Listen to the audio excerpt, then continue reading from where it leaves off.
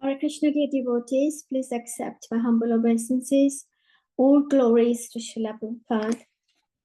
Today's reciters are Disha Mataji in Sanskrit and Naina Mataji for English, reciting from Canto 3, Chapter 20, verses 1 to 17.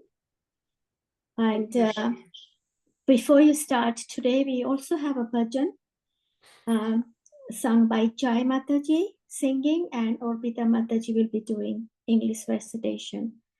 And the bhajan name is Yugalashtakam. Please, Disha Mataji, when you're ready, start with invocation. Hare Krishna. Thank you.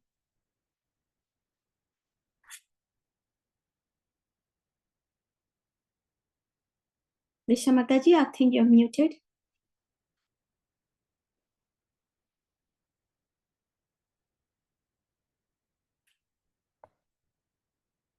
Hare Krishna. Disha Mataji, please unmute yourself.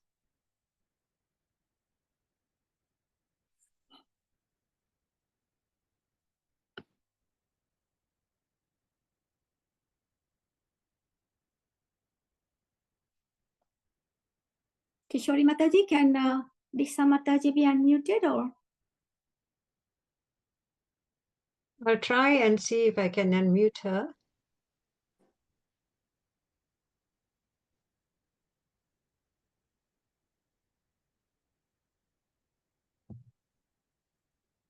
No, Mataji, I've tried, but she has to do it from her end. Disha Mataji, are you there, please? Hare Krishna. Please start. Thank you. Is anyone speaking? I'm not able to hear anyone. Yes, we are asking you to start the Sanskrit recitation, please, with the invocation. Can you hear me? We can't. Are you able to hear me, Mataji? Okay, in that case, I think you have a technical issue with your audio system. So can I ask a volunteer, please, to start the Sanskrit recitation? I can do it. Yes, Prabhuji, please start with the invocation. Thank you. What is the invocation? Om Namo? Yes, 3 times. Om Namo Bhagavate Vasudevaya. Om Namo Bhagavate Vasudevaya. Om Namo Bhagavate Vasudevaya. Shonakovacha. Hello, am I audible? Oh, sorry. Sorry, Prabhuji. I think Disha Mataji has sorted out her audio system now. Disha Mataji, are you able to recite? Yeah. Sorry. I thought I was audible. Sorry. Yeah. Okay, please go ahead. Thank you. Yeah. Hare Krishna. Hare Krishna. Yeah. Verse 20.1. Mataji, could you start with the invocation, please? Thank you. Yeah, sure. Om Namo Bhagavate Vasudevaya. Om Namo Bhagavate Vasudevaya. Om Namo Bhagavate Vasudevaya. Canto 3, verse 20.1.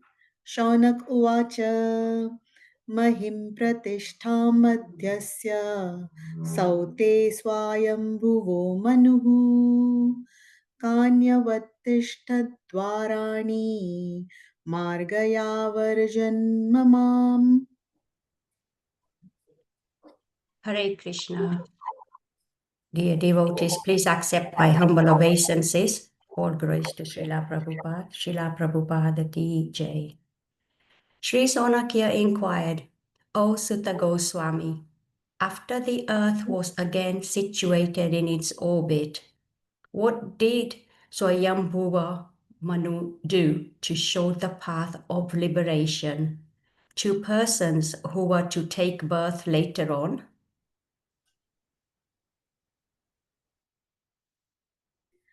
Verse 20.2. Shatamahabhagvatah Krishna Saikantika Yastatyajagrajam Krishne Sapatyam Madhyavaniti. Sonaka Rishi inquired about Vidura, who was a great devotee and friend of Lord Krishna, and who gave up the company of his elder brother because the latter, along with his sons, played tricks against the desires of the Lord. Verse 20.3 द्वैपायनादन्वरो महित्वेतस्य देहजः सर्वात्मनाश्रितः कृष्णं तत्परांश्चाप्य न अनुव्रतः.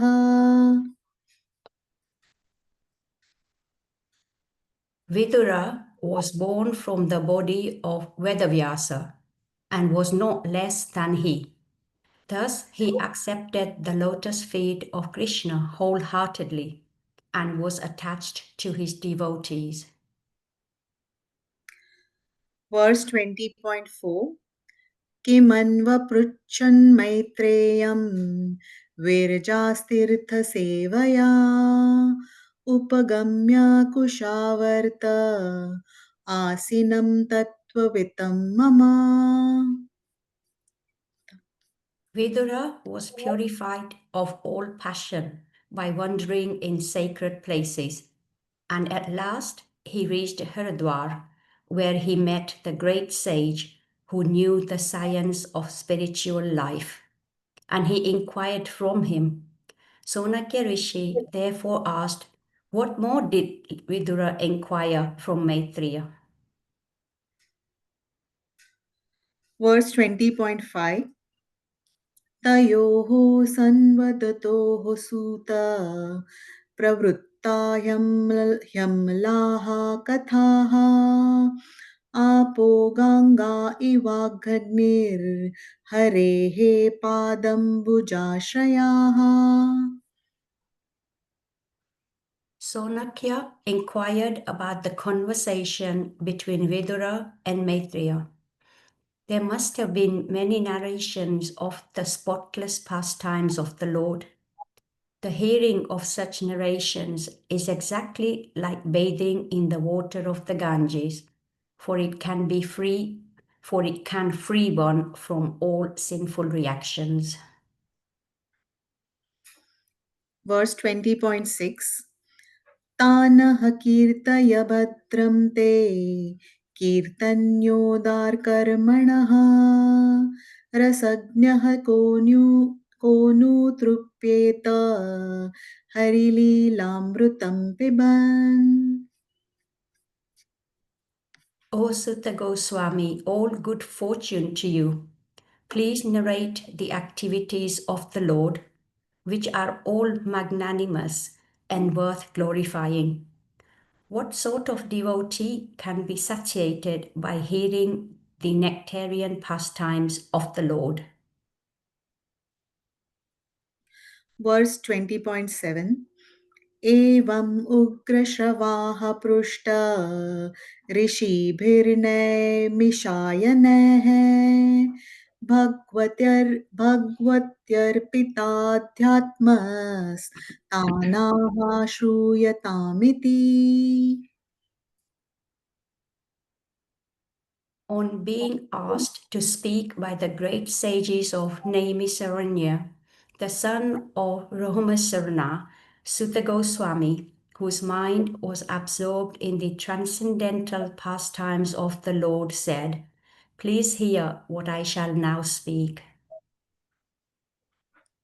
Verse 20.8 सूत उवाच हरेरधृत्क्रोडतनोः स्वमायया निशम्य गोरुद्धर्णं रसातलात् लीलां हिरण्याक्षमवज्ञया हतं सञ्जातहर्षो मुनिमाह Bharat.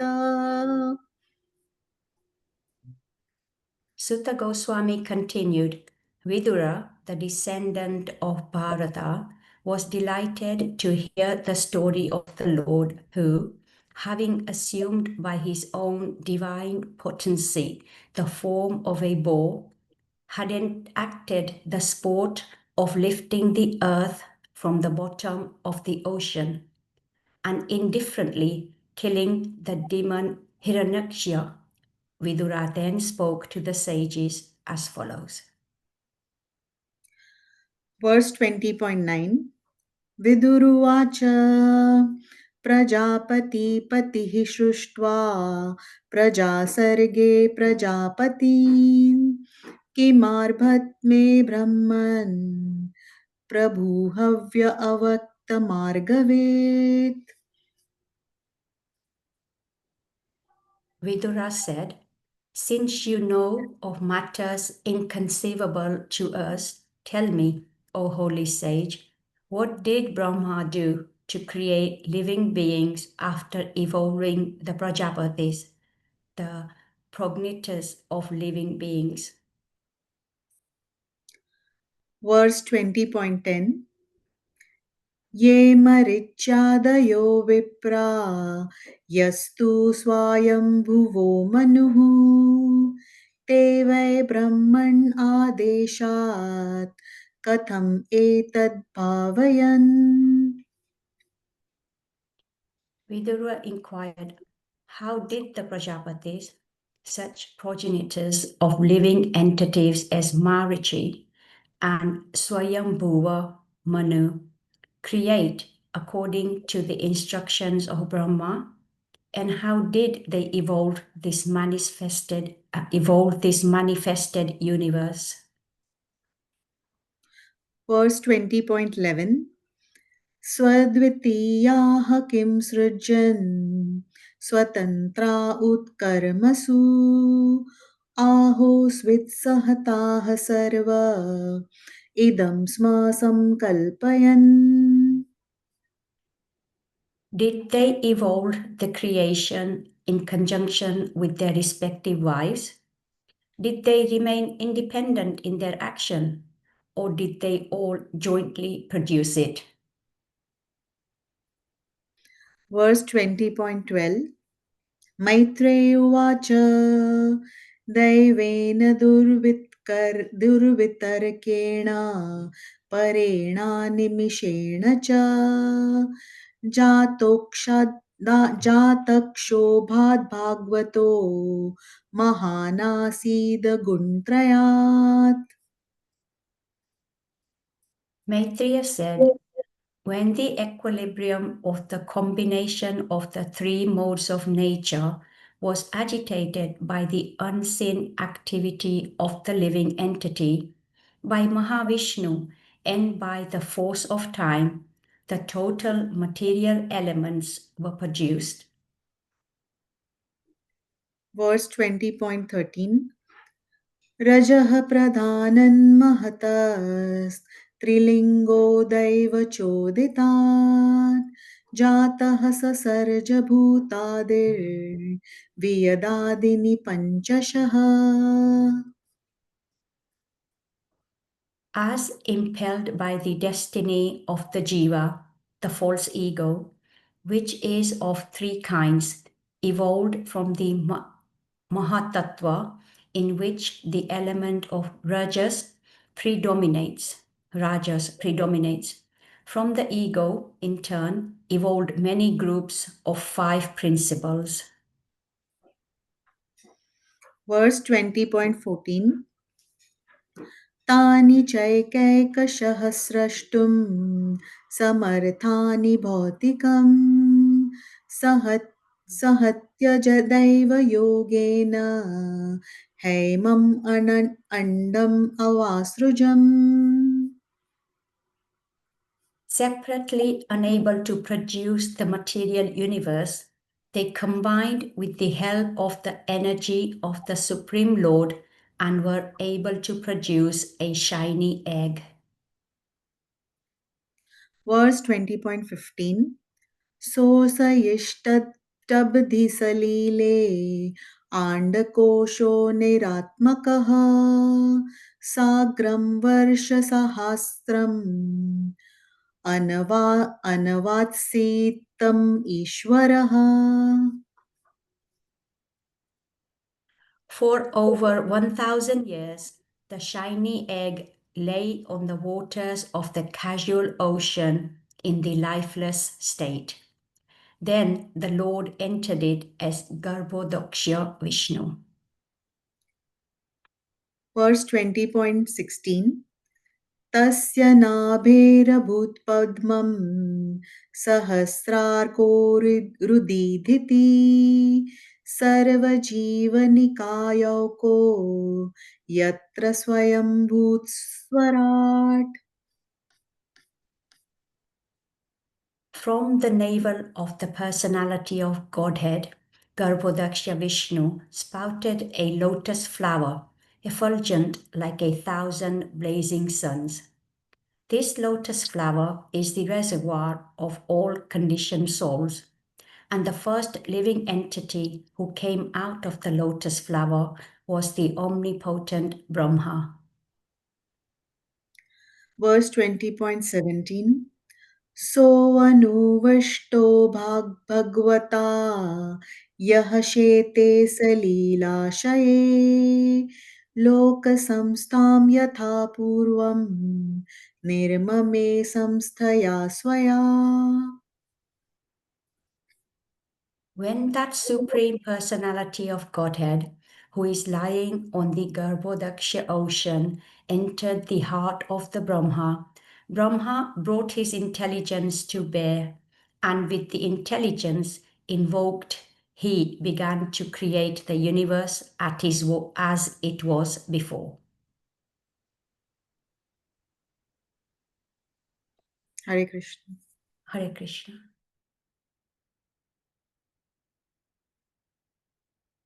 Please forgive any mistakes. Hare Krishna. Hare Krishna. Just wanted to check you can hear me okay? Yes, Prabhuji. Thank you so much. That's so beautifully recited to Diksha Mataji for the Sanskrit and Naina Mataji for the English. Thank you so much. Beautiful recitation from both of you. Thank you. Hare Krishna, everyone. My name is Krishna Govinda Das. Welcome to today's chat class on the 21st of September, 2025. The chapters I will be reading today, or the first is from the chapter Canto 3, which is the status quo. Oh, sorry. Let me just share the screen. Just let me know if you can see the screen, okay? Yes, Prabhuji. Thank you. Hare Krishna. Thank you. So we're reading from Canto 3, Status Quo, Chapter 20, Conversations between Maitreya and Vidura. And the verses that we're going to read today is verse 1, 2, and 3. Om Namo Bhagavate Vasudevaya. Om Namo Bhagavate Vasudevaya. Om Namo Bhagavate Vasudevaya. Narayan Namaskripcha Naram Chaiva Narottanam Devim Saraswati Vyasam Tato Jayamudiriye Dashashu Bhadreshu Nitya Bhagavata Sevaya Bhagavatamutam Shloke Bhakti Bhavati Naishtaki. So text 1.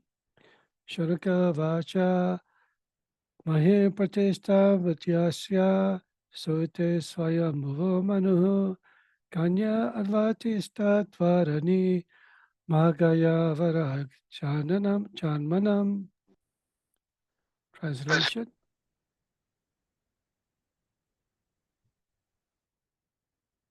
Sri Shadaka inquired, O Siddhaka Swami, after the earth was again situated in its orbit, what did Swayambhuva Manu do to show the path of liberation to persons who are to take birth later on?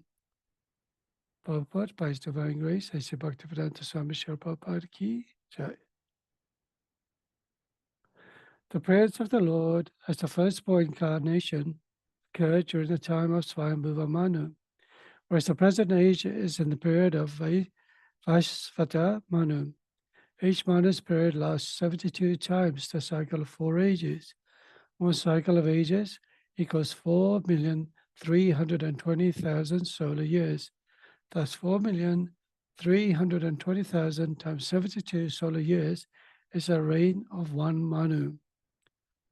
Each Manu's period, there are many changes in many ways, and there are 14 Manus within 1 day of Brahma. It is understood here that Manu creates scriptural regulations for the salvation of the conditioned souls who come to the material world for material enjoyment. The Lord is so kind that any soul who wants to enjoy in the material world is given full facility for enjoyment, and at the same time is shown the path of salvation. Shaunaka Rishi therefore inquired from Sutta Goswami, what did Swayambhuva Manu do to after the reinstatement of the earth in this orbital situation? So just briefly, just before I carry on, let me just recite the Mangalacharan prayers. Please do join in.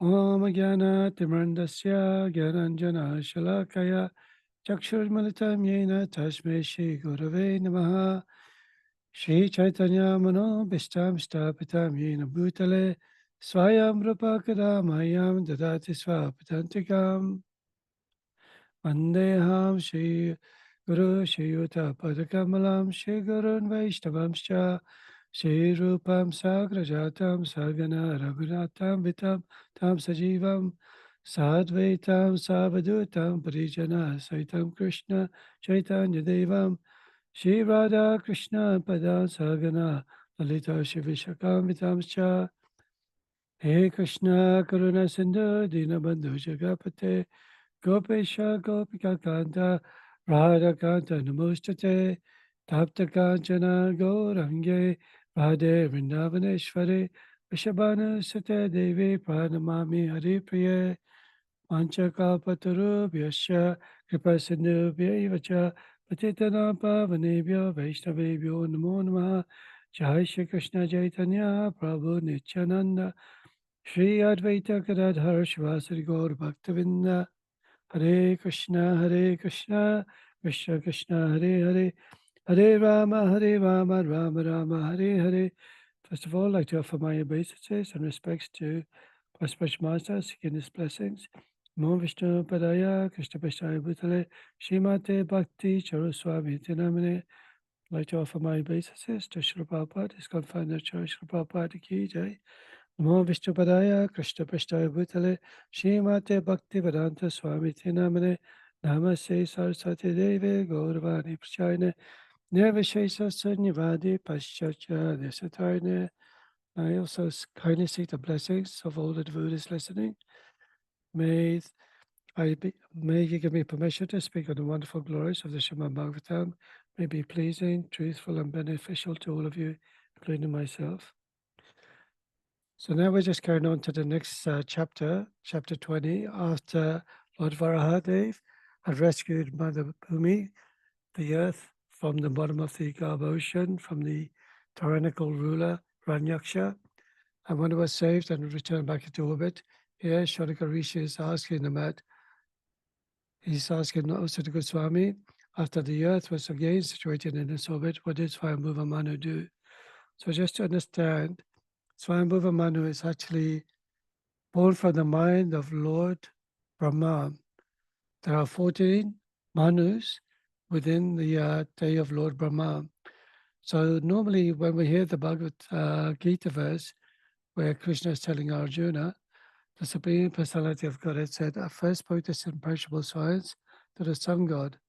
The Sun God imparted this knowledge to Manu, the father of mankind, and Manu in return passed that knowledge on to his son Ikshvaku. So although the Manu that's referred into the Bhagavad Gita is actually the son of Suryadev, but in this case, Swayambhuva Manu is the original Manu. He's actually born from the mind of Lord Brahma. And Manu had a wife, her name was Shatarupa, and they had 3 daughters, and one of the daughters' name was Devahuti. Devahuti got married to Kadamba Muni, and their son's name was Kapila Muni. And there's a beautiful book by Srila Prabhupada on the teachings of Lord Kapila, where he's actually given instructions to Devahuti on the science, analytical science, and yoga processes of attaining pure prema bhakti by different studies, analytical study of the super soul and the soul. So just to go back into this particular purport, here it mentions that each Manu period lasts for 72 times of cycles of 4 ages. So the 4 ages are Satya Yuga, Treta Yuga, Dwapara Yuga, and Kali Yuga. So if you consider Kali Yuga, first of all, The Kali Yuga actually lasts for 432,000 years. And when you double that, you get that amount of years for Dwapara Yuga. So the total comes to 864,000 years. And when you add another 432,000 years to that, comes Treta Yuga, which comes to 1,296,000 years. And add in 432,000 years again, the total for Satya Yuga is 1,728,000 years. So I know many of these instructions are repeated by Srila Prabhupada, even after reading it several times, it's not easy to understand. But if you can remember, within Kali Yuga, there's 432,000 years, and you add that amount to get the age for Dwapara Yuga, times it by 3 for Treta Yuga, and times it by 4 for Satya Yuga. So if there's 14 Manus in one day of Lord Brahma, so there must be 14 Manus in the night of Lord Brahma too. So Lord Brahma lives for 100 years, and Lord Brahma's life, the total would be 311 trillion years. So in other words, if you times this amount, 404,320,000 times 72 years, 72 solar years, then times it again by the number of days of Lord Brahma in a year, 360 days in the year of Brahma, then times 100 years. That is the total amount of how many years Lord Brahma lives. So if you can imagine, this cycle is continuously going, cycle after cycle after cycle, and we're sort of very insignificant. We don't even understand how many lifetimes that we've actually been born. Not even this particular Brahma of 100 years. Could have been many, many millions of other Lord Brahmas prior to this particular Lord Brahma. And yet we still haven't made it to the spiritual world. But if we have, many of you have, I'm sure you have, but I haven't. But certainly we've come here for a particular reason, and maybe Krishna wanted us to come back to actually fulfill this particular duty to surrender or detach ourselves from material desires and just surrender into the Supreme Personality of Godhead by following the principles of which has actually been given by Srila Prabhupada himself from his books, wonderful books from the Srimad Bhagavatam, from the Bhagavad Gita, from Chaitanya Charitamrita, by chanting 60 rounds, by following the 4 regulator principles, no meat eating, no gambling, no illicit sex or intoxications. It's not just a matter of just following those principles. They're certainly better for our consciousness, but importantly is that bhakti, that prema, that actually allows us to come to Krishna. To those who are constantly devoted to serving me with love, I give them the understanding by which they come to me. And also, as all who surrender to me, I reward them accordingly. So certainly, the more we surrender to the Supreme Lord, the more the Supreme Lord actually also fulfills his desire to allow us to come closer to Krishna. So if you could imagine this particular 4 yugas, which is a Chatra Yuga, and there's how many Chatra Yugas there are in Lord Brahma's days? There's 1,000 Chatra Yugas. So within Satya Yuga, which is the first yuga, this is a time when there's auspiciousness, prosperity. The people of that, the inhabitants are very pious. And during that time, they perform meditation and meditate on the Supreme Lord. And during that time, the inhabitants live for about 100,000 years. The next yuga is Treta Yuga. During this time, people perform yajna, sacrifices for 1,000 or 100, actually, many years, 10,000 years. That's a lot. So can you imagine performing yajna for many thousands of years just to get that spiritual benefit? The following yuga is actually Dwapara Yuga. And in Dwapara Yuga, the performance for surrendering unto Krishna is deity worship by praying to the Supreme Lord in his deity form. And devotees perform that for thousands of years. So within each yuga, there's prosperity, happiness, there's devotion. But as that yuga passes by, then certain qualities diminish. And that's been said by the story where the demon or the rogue king who's dressed up as a king, Kali, he kills or tries to kill the bull by slaughtering and cutting off the legs of Dharmaraj, the legs of the legs of the bull. But then Parikshit Maharaj comes to protect the bull and the mother cow as well, and he banishes Kali to live where certain activities, meat eating, gambling, intoxication, let's just say is prominent, and also where there is gold. And this particular yuga, in Kali Yuga, the process for surrendering unto the Supreme Lord is the process of the chanting of the holy name. Harinam, Harinam, Harinam eva kevalam, Kalo nishte, Kalo nishte, Kalo nishte vagati anyatha. And this, in this stage of Kali, there's no other way, there's no other way, there's no other way except for chanting the holy name of the Lord. So you can see how lucky we are in this particular Kali Yuga, that just by chanting the holy name of the Lord, we can actually purify self, remove the difficulties that we have in our life, the anarthas, the unwanted sinful reactions of anger, lust, greed, pride, envy, illusion, to purify ourselves in a way that we could actually be focused and surrendered unto Krishna. But of course, it's not just ourselves, not just for our own benefit, just the way you see Srila Prabhupada at the age of 69, he traveled for 40 days on a cargo ship, had numerous heart attacks, health issues, had hardly any money at all, came to the West. Even after struggling so many years, when you read the Prabhupada Leela Amrita, it wasn't just a case of him getting a ticket, going on the Jaladuta, having a couple of heart attacks and coming to the West where he struggled for 1 year. But actually, when you read the Prabhupada Leela Amrita, he struggled so much, he even struggled with his own family. His son wasn't very cooperative, his wife wasn't cooperating at all in any of his missions in preaching Krishna consciousness. If he had some manuscripts, his wife abruptly sold his manuscripts so she could get some money to buy some biscuits. In so many difficulties that Srila Prabhupada had by trying to preach and trying to organize centers in different areas in Delhi, in Mumbai, in Calcutta. And during that difficult time, there was a time when he had so much dreams about his own Guru Maharaj, Srila Bhaktisiddhanta Saraswati Thakur, who told him, please, go and preach to the West. And he took that to heart. And because of his mercy, all of us have been given this ability to understand more in detail the Bhagavad Gita, the Srimad Bhagavatam, Chaitanya Charitamrita. If you really be honest, there's only a handful of devotees who are born from the Indian community who could really follow on the process and the devotion from our own fathers and grandfathers. Most of us who came to the West, we struggled so much to earn a livelihood, have a place to stay. Our parents worked hard, struggled hard, even though they had their devotion, their sort of mood of praying to the gods or the demigods. But none of us would have really taken it seriously.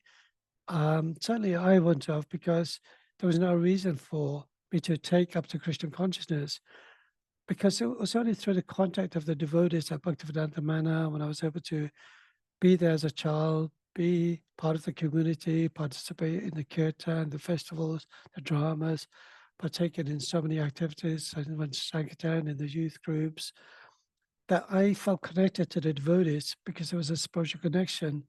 So on my own, I don't think I would have taken it seriously. So the point I'm trying to make, even though this many, many years have passed through our lifetime, we have to really seriously take our service, our seva, Krishna consciousness seriously by chanting our rounds regularly, by following the 4 principles of prevent us from attaching ourselves to material sinful activities. So here, as the purport actually mentions, Lord Krishna is so kind that any soul who wants to enjoy in this material world is given full facility for enjoyment. At the same time, is shown the path of salvation. So in other words, so even though the Lord, because we wanted to enjoy without the presence of the Lord, is given this material world to enjoy ourselves. So when you're a young person, you don't really have so much anxieties, even as a teenager, because your parents are looking after you, taking care of you. It's later on in your life when you go through your own life cycle where you get married, you have children, you have to have a mortgage, somewhere to stay, you go to work, you have health ailments, so many difficulties that come about, issues, prejudice, racism, harassment, all sorts of things that goes in our life. But until we actually understand, many of these are inflicted on us because of certain actions that we may have committed in our previous life. So just a little cap on the 4 yugas as well. In such a yuga, and actually for every particular yuga, the Supreme Lord appears.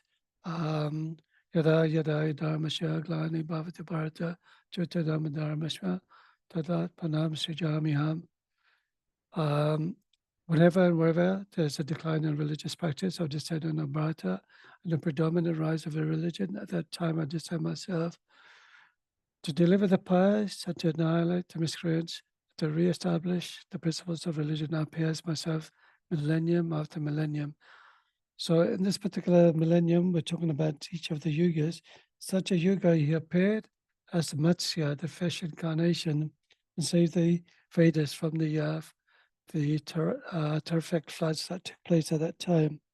He also came as Kurma, the tortoise who actually hold the Mandara mountain on top of his back to support it, while the demons on one side and the devas on the other side were using the serpent snakes, Vasuki, to churn the Mount Mandara to produce the nectar of immortality. Then he also came as Mohini Murti, and also he appeared as Lord Nishimadev. These are considered all his leelas in such a yuga. In Treta Yuga, he came as the dwarf Saint Vamanadev to take back the kingdom, which was taken away from Lord Indra by Bali Maharaj, who was the grandson of Lord who was the grandson of Prahlad Maharaj, who was protected by Lord Nishimadev. He also came as Parashuram, the great warrior, Brahmin warrior. Then, of course, the celestial personality as Lord Ramachandra came alongside with his brother Lakshman. And in Dwapara Yuga, Lord Krishna appeared as himself, as his own pastimes and Leela within Vrindavan. And in Kali Yuga, he appeared as Lord Buddha. He spoke about the process of non-violence, and that actually spread it throughout India and was taken over to different parts of the world as well, to China and Japan and other places of the eastern continent. And also he appeared as Lord Chaitanya Mahaprabhu. And this is very special because Lord Chaitanya Mahaprabhu doesn't appear in every Chatur Yuga. It doesn't appear at any particular time. He only appears at a very special occasion, and that's only in one day of Lord Brahma. So if you can imagine, we've been very fortunate because Lord Chaitanya Mahaprabhu appeared 500 years ago. So I'm sure many of you have been to Navadvip, have been to Mayapur, seen the beautiful leelas, the pastimes that took place with Lord Chaitanya Mahaprabhu, Lord Nityananda, as well as in Jagannath Puri, as well as all the Vaishnavacharyas who followed on from Lord Chaitanya Mahaprabhu, the beautiful places like Bhaktivinoda Thakur, the six Goswamis, Srila Bhaktisiddhanta Saraswati Thakur's place of Samadhi as well. These are all special places. They're considered to be very sacred. And when you go for pilgrimage, it's so important to visit these places and get the blessings of these Priyacharyas so that we can go on our onward journey to serve our own spiritual master in the best way we can.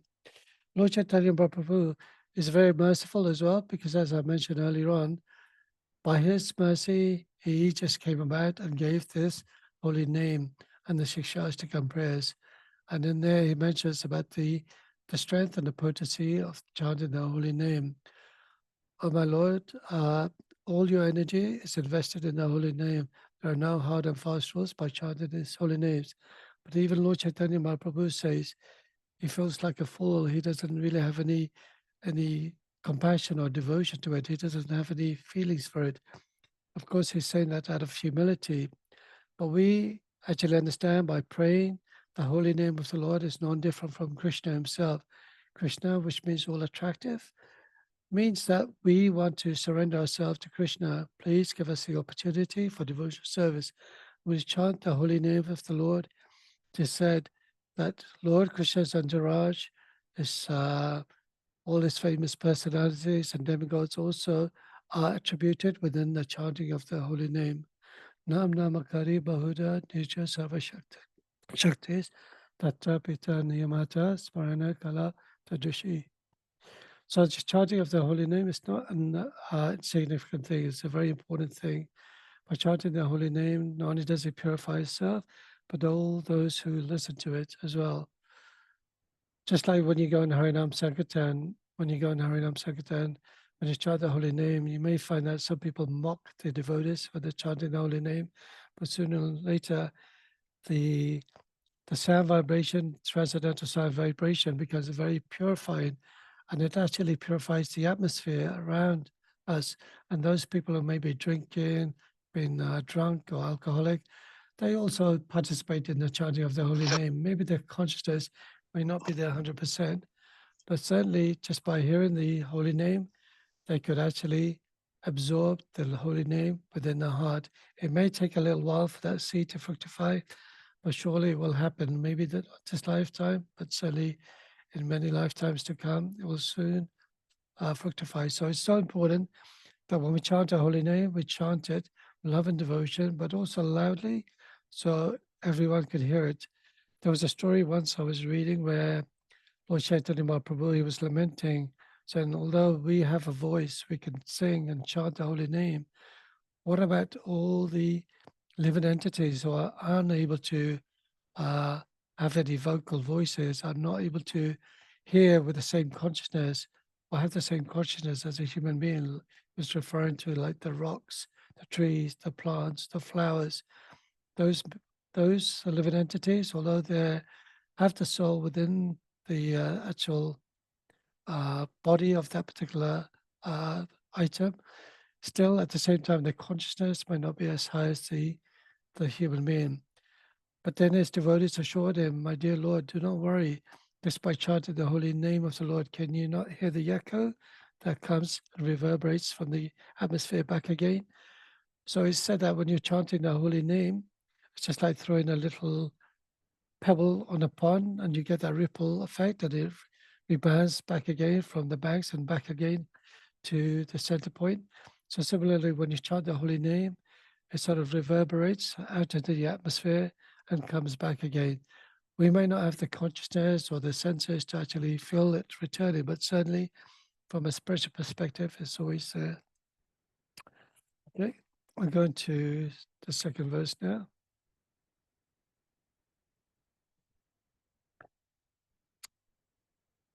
Shata Maha Bhagavata Krishna Yekantika Surit Yastatya Jagrajam Krishna Sapatyam Agavaniti. Translation.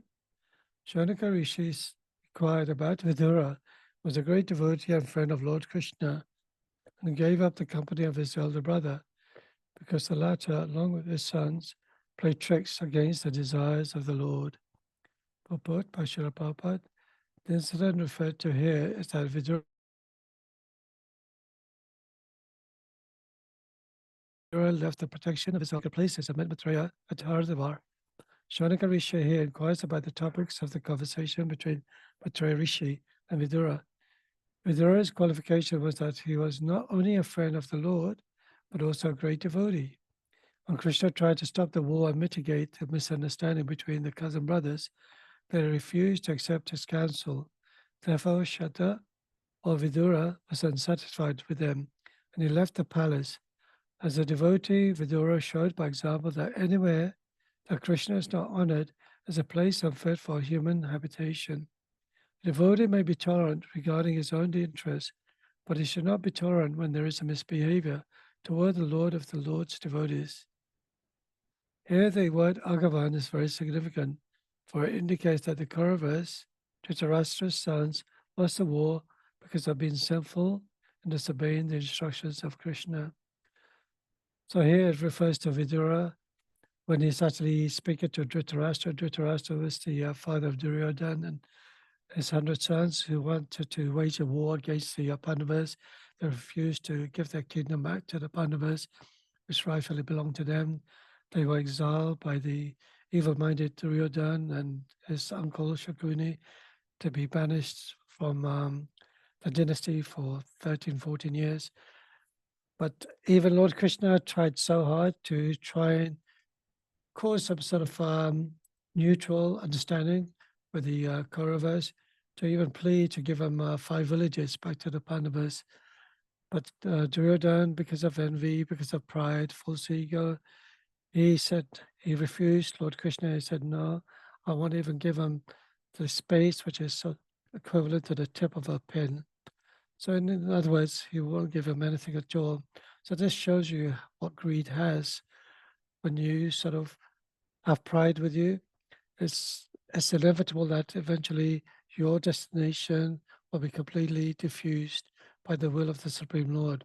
So even though Krishna tried to pacify the Kauravas, tried to negotiate with them to try and come to a peace treaty, so he even came to a point where he actually showed his partial Virat Rupa form to Duryodhana, but Duryodhana, even though he didn't have spiritual eyes, he could not really appreciate who Krishna really was as the Supreme Personality of Godhead.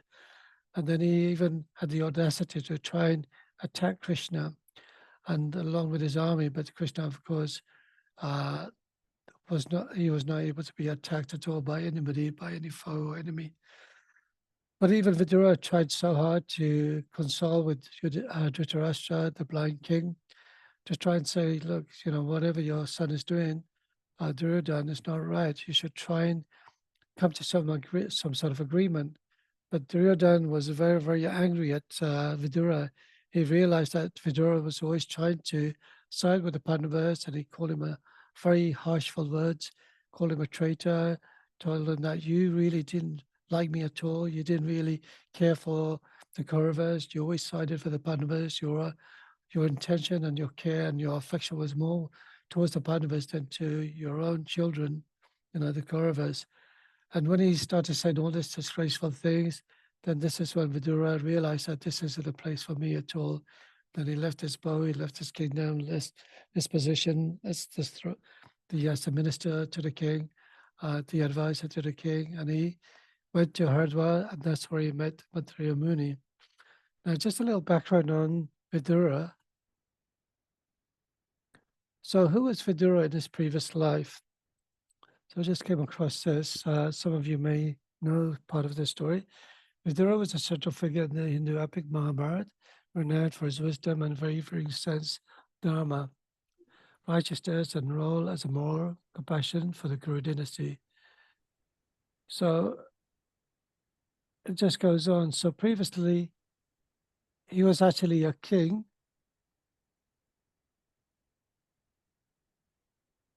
Okay, sorry. Sage Mandaviya's curse. As a child, Mandavya had cruelly pierced insects with a blade of grass. So this is when he was a sage later on.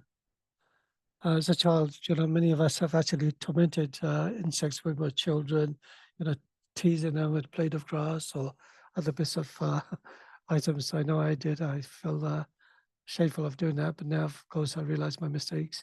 But then as an adult, he was wrongly impaled by a king for a crime committed by thieves. After surviving the ordeal through his ascetic powers, he confronted Yama, the judge of karma, asking why he suffered for a childhood misdeed. When Yama cited the childhood act, Mandavya cursed him for assigning a harsh punishment to a minor offense, declaring that Yama would be born as a mortal in the Shudra caste. So in other words, it was actually Yama, Yamaraj who would actually be born as a Shudra caste, who was actually none other than Vidura. It's considered to be also a partial incarnation of Vyasadeva as well. So how his birth took place. So during the birth, after the king of Hastinapura, Vichitravira, died without an heir, his mother Satyavati arranged for the sage Vyasa to father children with the 2 widowed queens, Ambika and Ambalika, through the ritual of Niyoga. So Ambika, when she saw Vyasadeva, she became very scared and frightened, and she closed her eyes. And because of that, she gave to a child that was blind, whose name was Dhritarashtra. When Ambalika, she saw Vyasadeva because of his unkempt hair and the way he looked, she also became very pale, very frightened. And when she bore a child, the child was very pale, just like the way she was very pale in front of Vyasadeva. And their son's name was Bandhu. But because Ambalika was very frightened to see Vyasadeva again, so when Satyavati requested a third son, Ambika, instead of coming and confronting Vyasadeva, she sent a maidservant in her place. The maid was very devoted and fearless, and she had kept her eyes open during Vyasadev's presence. And their union resulted in the birth and the wise, virtuous Vidura. So that gives you the story behind Vidura's birth itself. So although Vidura's mother was actually a maid, but the father was actually Vyasadeva. So although he was being born of a non-royal family, Vidura was trained and educated alongside his brothers and proved to be the most righteous and intelligent of the three. Bhishma appointed him as the Prime Minister of Hastinapura, position in which he excelled. So he was actually an advisor to Dhritarashtra. Vidura was a constant source of wise counsel, known as Vidura Niti. Repeatedly advised his elder brother Dhritarashtra to follow the path of Dharma and abandon his blind attachment to his son Duryodhana, which we explained earlier, which Duryodhana and Dhritarashtra reluctantly did not acknowledge the wisdom of Vidura. But at the same time, he was a protector of the Pandavas. Vidura was partial to the Pandavas, true to their adherence to righteousness and his devotion to Lord Krishna. In fact, Lord Krishna was very pleased with Vidura. He actually put Lord Vidura's feet on his lap and started massaging Vidura's feet. That's how devoted Lord Vidura was. He secretly warned Yudhishthira of Duryodhana's wicked schemes, most famously providing the Pandavas with a plan to escape the House of Luck, which is built to burn them alive. So from that story, do you remember they were gifted a beautiful House of Luck or wax that was going to be burned down in the night? But Vidura found out the schemes of Duryodhana, and then he managed to find a hidden passage where that they were able to escape the Pandavas along with Queen Kunti. So just lastly, the protest of Draupadi's humiliation when Draupadi was destroyed by Dushashan and the other infamous people within the side of Dhritarashtra's sons, including Duryodhana. At the infamous dice game, Vidura was one of the few voices to speak out against Duryodhana's son and Dushashan's actions during the public destroying of Draupadi. When he openly rebuked Duryodhana, he was subjected to harsh insults about his birth status. Okay, so I just got to switch this off.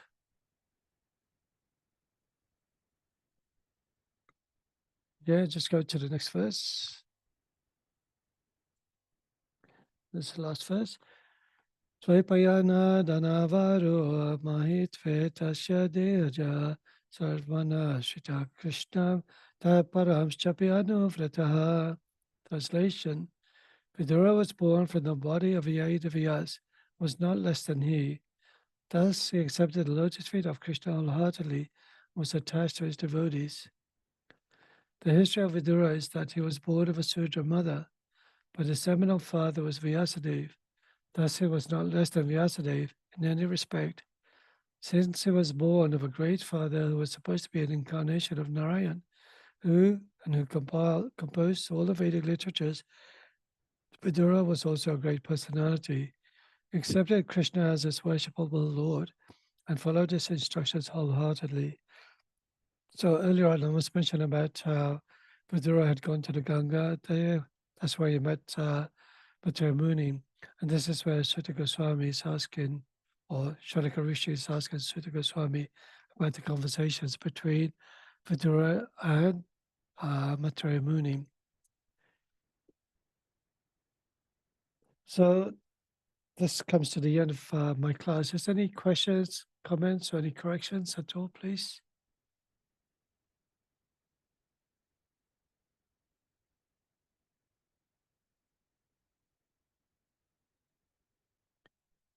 Very nice class, Prabhuji. Thank you very much. Hare Krishna. Thank you very much. Hare Krishna. Okay, do you want to go into the song now?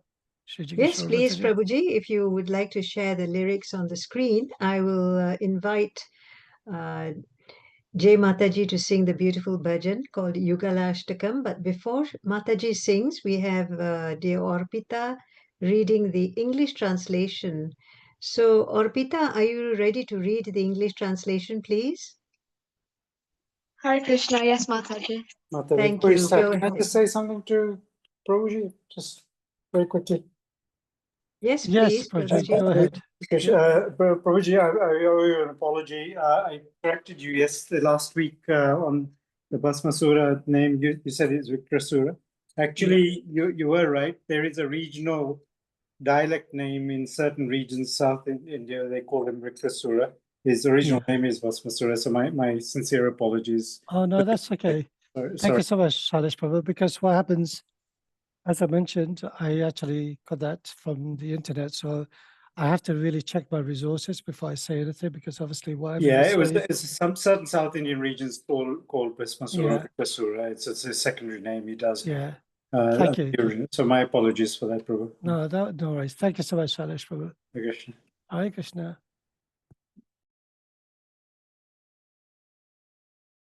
Dear Orpita, are you ready to read, please? Thank you. Yes, Mataji, Hare Krishna. Translation. Radha is made of pure love for Krishna, and Hari is made of pure love for Radha. Life's greatest wealth is Radha and Krishna, my eternal shelter. Radha is the treasure of Krishna, and Hari is the treasure of Radha. Life's greatest wealth is Radha and Krishna, my eternal shelter. Radha pervades the life force of Krishna, and Hari pervades the life force of Radha. Life's greatest wealth is Radha and Krishna, my eternal shelter. Radha is totally melted with Krishna, and Hari is totally melted with Radha. Life's greatest wealth is Radha and Krishna, my eternal shelter. Radha is situated in the body of Krishna, and Hari is situated in the body of Radha.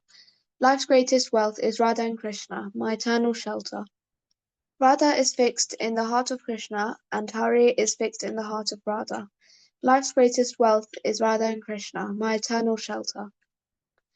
Radha wears cloth of blue color, and Hari wears cloth of yellow color. Life's greatest wealth is Radha and Krishna, my eternal shelter. Radha is the mistress of Vrindavan, and Krishna is the master of Vrindavan. Life's greatest wealth is Radha and Krishna, my eternal shelter. Thank you, Hare Krishna. Thank you. Very nicely recited, Orpita. Thank you. Jai Mataji, please. Thank you. Hare Krishna, thank you very much for giving me the opportunity to sing today. I've never sung this bhajan before at all, so it's going to be my first time. So if I make any mistakes, please forgive me, but I'll definitely try. Thank you so much. Hare Krishna.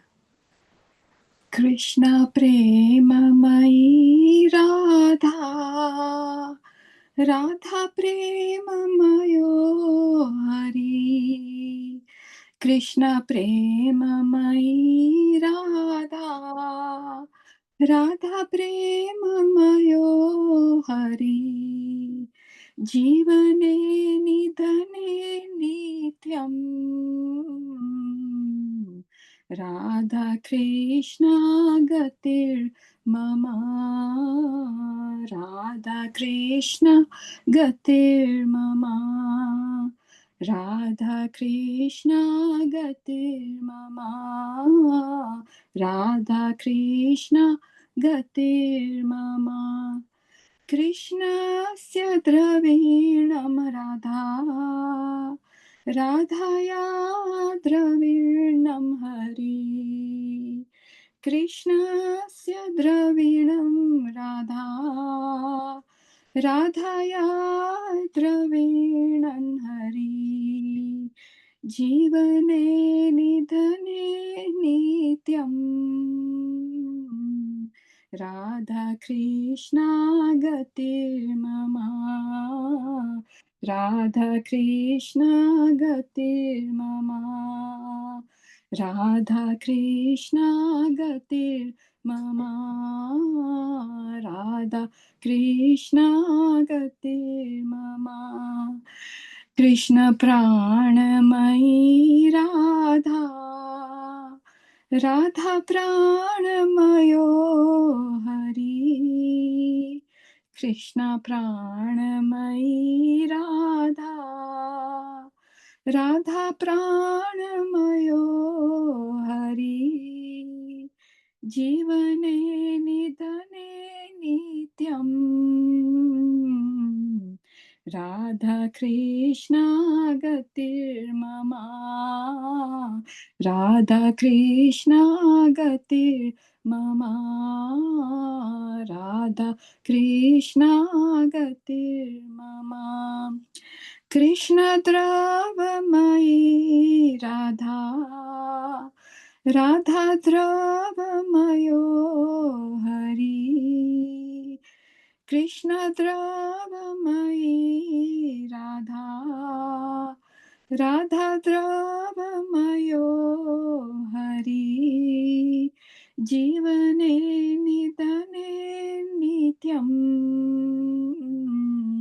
Radha Krishna gatir mama, Radha Krishna gatir mama, Radha Krishna gatir mama, Krishna ge sthita Radha, Radha ge sthito Hari, Krishna ge sthita Radha, Radha ge sthito Hari, Jivane nidhane nityam,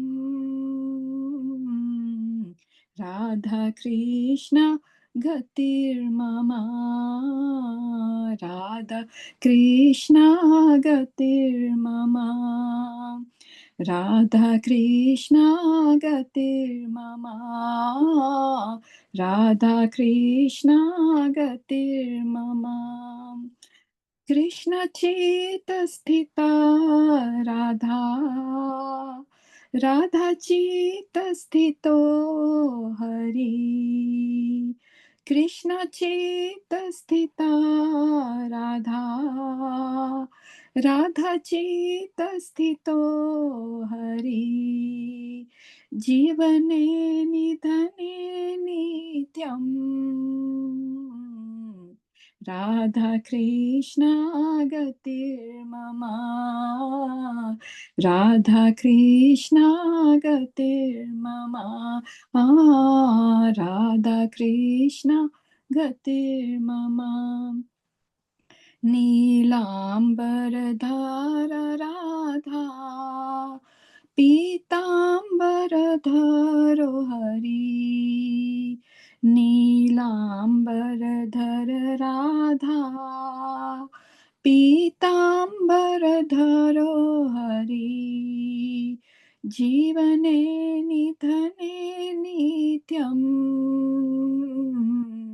Radha Krishna gatir mama, Radha Krishna gatir mama, Radha Krishna gatir mama, Vrindavaneshwari Radha, Krishna Vrindavaneshwara, Vrindavaneshwari Radha, Krishna Vrindavaneshwara, Jivane nidhane nityam,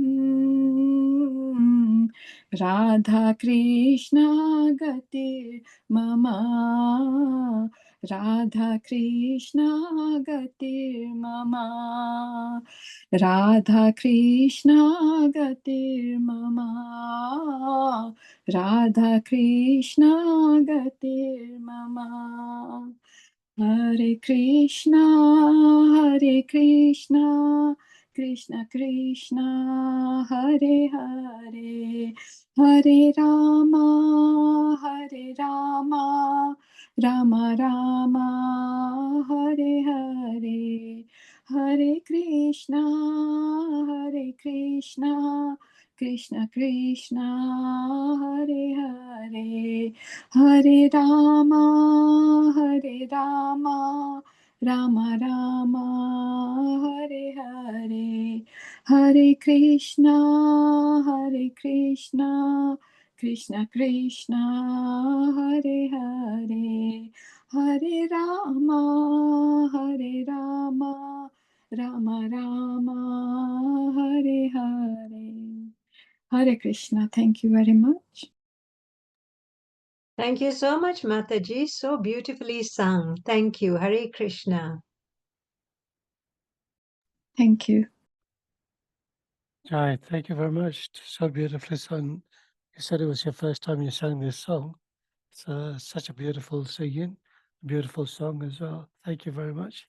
Yes, I think it's the tune of this bhajan. It's so beautiful. So Yeah, it is very nice. Sadly, try to encourage everybody to sing as much as possible. So I think Shriji Kishore Mataji, I'm sure you organized this very nicely already. If anybody else would like to sing as well, please keep in touch with Shriji Kishore Mataji so she can schedule you in for a particular bhajan of your choice and you can sing as well. Thank you, everyone. Please accept my humble obeisances. Please accept any mistakes I've made as well. Nischa kripa sindhubhya cha patitanam pavanebhyo Vaishnavebhyo namo namaha. Ananta Koti Vaishnav Vrinda ki jai. Srila Prabhupada ki jai. Srimad Bhagavatam ki jai. Thank you very much. I just would like to mention, Prabhuji, that it's Namrata Mataji who organizes the bhajans and the singers. Oh, okay. So she's doing a wonderful job. Very nice service. Thank you very much. Hare Krishna. Hare Krishna. Hare Krishna, everyone. Prabhuji, Hare Krishna. Thank you, Prabhuji. Thank you, Prabhuji. Hare Krishna. Thank you, Prabhuji. Hari Bol.